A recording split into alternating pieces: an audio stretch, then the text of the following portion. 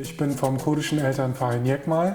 Der Verein, ein Elternverein von Eltern für Eltern, wurde 1993 gegründet von geflüchteten Eltern, von migrierten Eltern, die auch AkademikerInnen gewesen sind.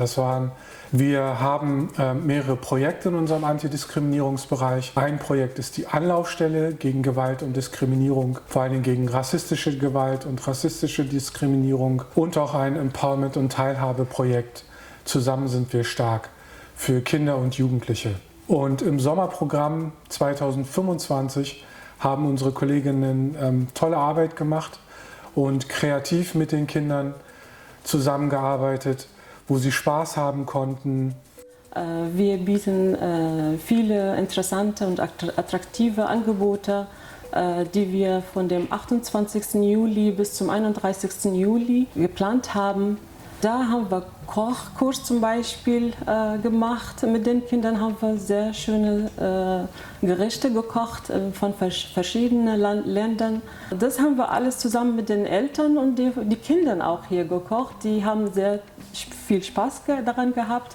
Kalligrafiekurse habe ich auch angeboten. Haben wir ein Sommerprogramm gemacht und da haben wir mit meiner Kollegin Avin und ein paar Kooperationen, zum Beispiel Ludothek in unserer Nachbarschaft, zusammengearbeitet.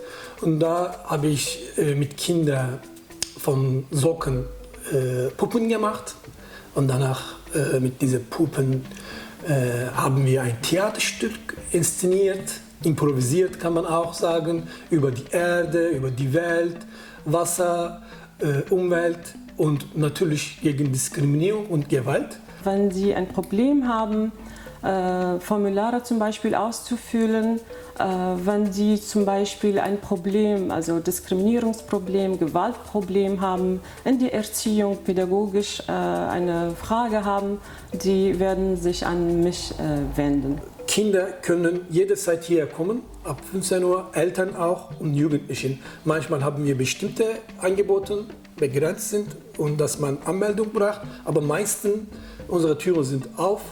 Wir sind in der Volleyball.